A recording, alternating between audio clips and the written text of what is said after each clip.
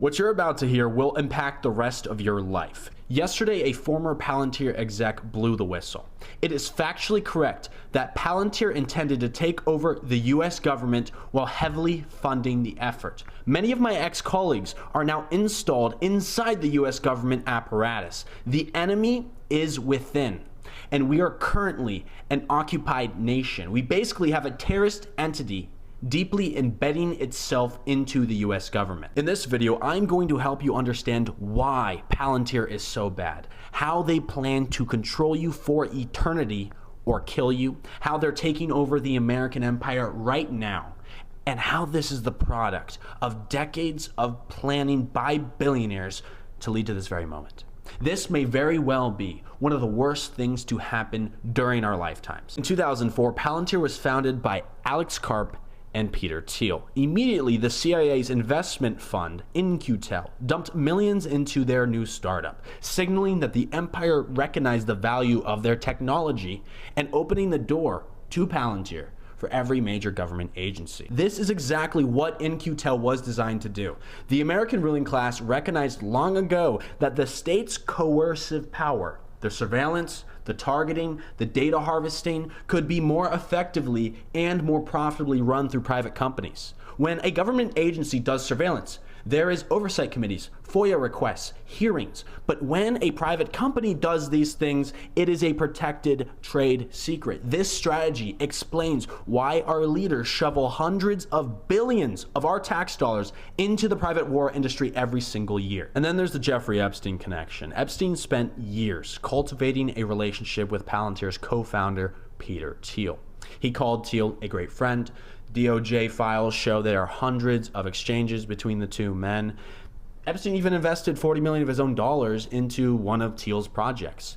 But most importantly, Epstein was actively brokering introductions between Palantir executives and Israeli government officials, including former Prime Minister of Israel, Ehud Barak.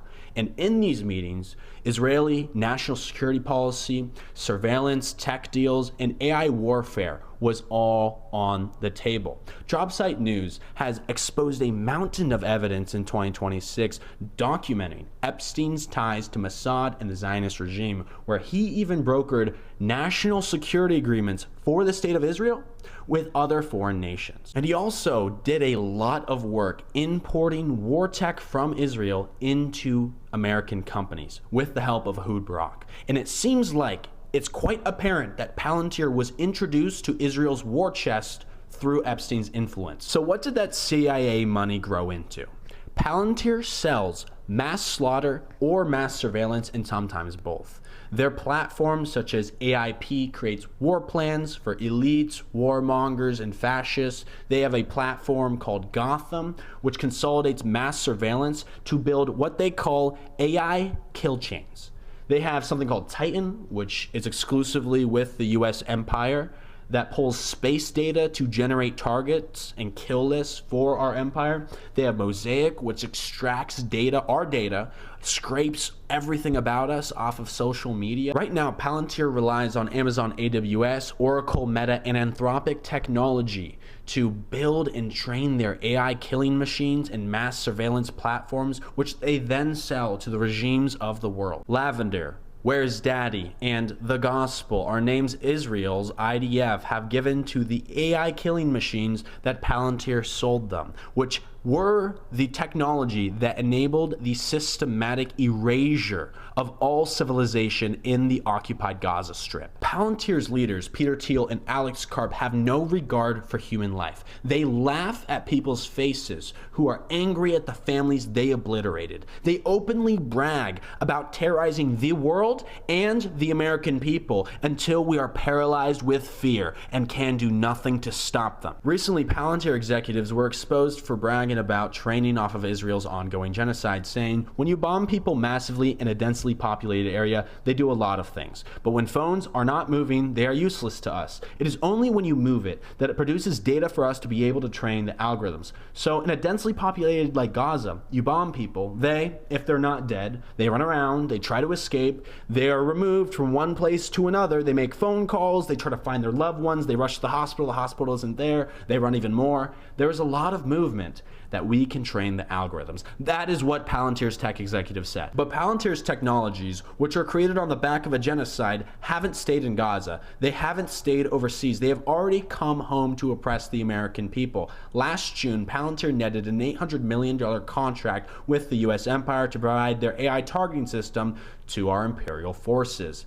Also last year, the US government started incorporating tech executives into the military, swearing them in as lieutenant colonels, including one of Palantir's executives. Palantir runs the surveillance platforms that ICE, the American IDF, uses, that has given them the ability to surveil anyone, track their location, their cell phone history, everything about them. There are thousands of police departments in America who currently use their Gotham platform.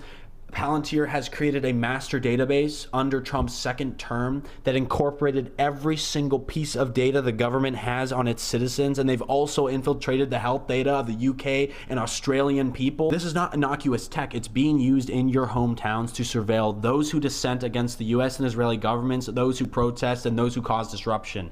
This is well documented. Palantir extends across borders. They were behind the illegal capture of Venezuelan President Maduro, Israel's terrorist pager attack on Lebanon, and the United States' recent carpet bombing of Iran, including that girl's elementary school, which they decided to triple strike.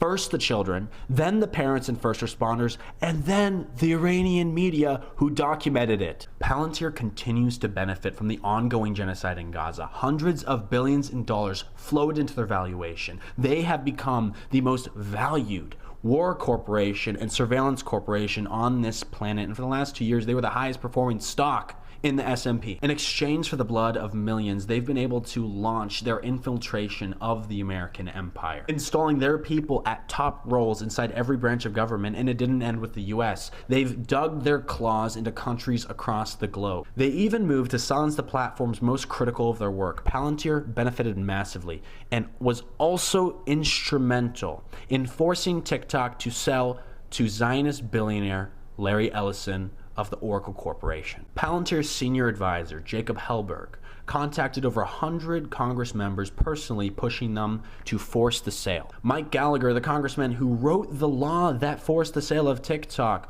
was funded by Palantir, and he left Congress as soon as the law's future was secured. And where did he go after that?